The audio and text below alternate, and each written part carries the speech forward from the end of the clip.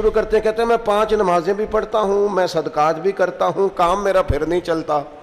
تو میں کہتا ہوں تمہیں پتہ ہی نہیں، نمازی کے لیے تو آزمائش ہے. جتنا جتنا ایمان کامل اتنی اتنی آزمائش بھی زیادہ. اور یہ میں اپنے پاس سے نہیں کہہ رہا.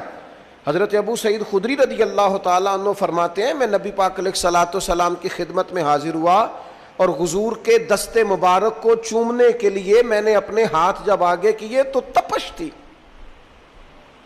تیز بخار تھا نبی پاک کو. تو حضرت ابو سعید خدری رضی اللہ تعالیٰ عنہ ارشاد فرماتے ہیں کہ میں نے، یہ سنن ابن ماجہ میں موجود ہے، فرماتے میں نے عرض کیا یا رسول اللہ صلی اللہ علیہ وسلم اتنا تیز بخار؟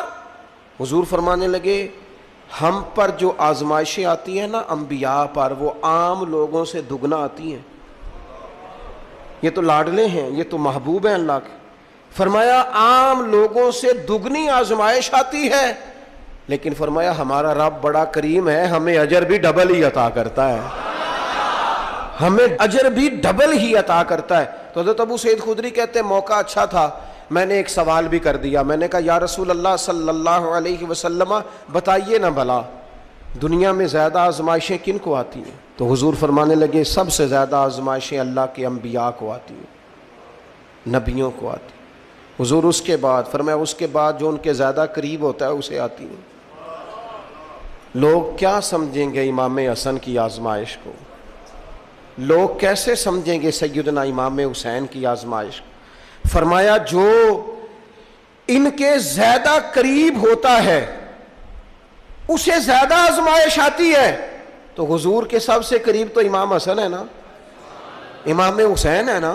تو کیا سمجھتا ہے قربت بس نسبت کے اظہار کا نام ہے اور بڑے لطف کے ساتھ زندگی گزارنے کا نام ہے؟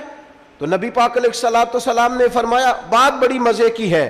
فرمایا پھر اللہ کے بعض بندے تو ایسے ہوتے ہیں جنہیں اللہ فقر میں مبتلا کر دیتا ہے. فرمایا ان کے پاس صرف ایک چادر رہ جاتی ہے، اتنا فقر ان کے پاس آتا ہے.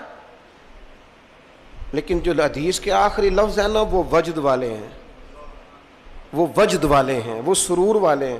ہمارا یہ مزاج ہوتا ہے کہ میٹھا میٹھا کھا جاؤ اور ذرا کڑوا آ جائے تو سویرے بھی رو شام بھی رو، حال ہی کوئی نہیں، غریبی بڑی، پریشانی بڑی، حضرت صاحب گھر سے بیماری جاتی نہیں. اور جناب کیا بتائیں، بعض لوگ تو ایسے ہیں جن کی بات سن کے لگتا ہے زندگی میں کبھی سوئے ہی نہیں، اتنے بڑے بڑے دکھ سناتے ہیں. او خدا کی رحمت کا بھی تو ذکر کرنا، خدا نے جو تیرے اوپر انعامات کیے ان کا بھی تو ذکر کرنا، ان کا تذکرہ ہی نہیں کر رہا میرا بھائی. نبی پاک علیہ السلام نے فرمایا ان لوگوں پر دکھ آتے ہیں پر قربان ہونے کو جی چاہتا ہے ان لفظوں پر. حضور فرمانے لگے وہ رب کی طرف سے آنے والے دکھ پر بھی اس طرح راضی ہوتے ہیں جس طرح تم میں سے کوئی راحت ملنے پر راضی ہوتا ہے. سکون والی چیز ملنے پر جس طرح تم راضی ہوتے ہو اس طرح وہ دکھوں پر بھی راضی ہوتے ہیں. دکھ قبول محمد بخشا، دکھ قبول محمد بخشا. پر ایک شرط لگائی چھوٹی سی میاں صاحب نے، انہوں نے کہا 100 دفعہ قبول ہے، دکھ 100 دفعہ قبول. دکھ قبول محمد بخشا پر راضی رہن پیارے.